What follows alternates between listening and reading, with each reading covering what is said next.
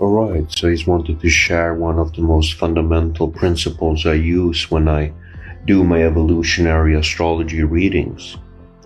So that is Pluto.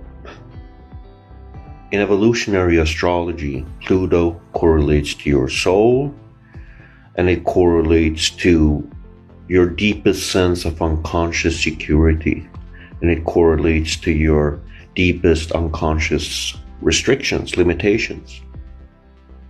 And many people, in evolutionary astrology, the school of Jeffrey Wolf Green, people become skeptical. They think, how can Pluto correlate to the soul? It's a generational planet.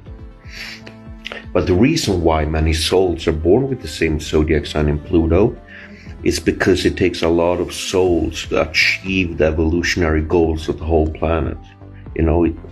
It requires a wave, a generation.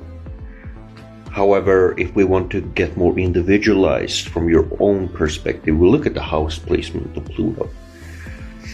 So in evolutionary astrology, the house placement of Pluto correlates to what your soul has been doing in a prior lifetime for its evolution and for its security,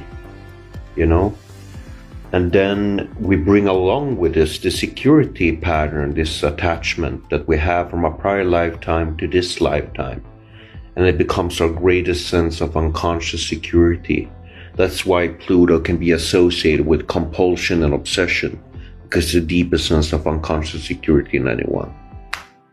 So it's something that we do, that we gravitate towards to feel secure on an unconscious basis. If you have Pluto in the third house, what you will gravitate to unconsciously to feel secure and be obsessive about is learning, gathering information, third house, communicate, always needing that social, mental stimulation and learning and getting diversity of different learning. But however, the main point of this is not to keep on being always in your unconscious security pattern. It's about gravitate towards the opposite of that and challenge your soul. And that is when growth occurs, when we confront psychological limitations of security and so on. So for a Pluto in the third house native, that becomes the ninth house. That becomes the polarity point. So this is where Pluto in the third house has to challenge itself, and that becomes the entry point and vehicle for the whole birth chart.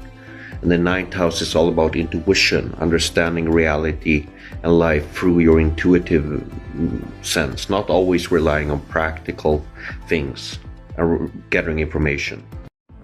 Alright, so he's one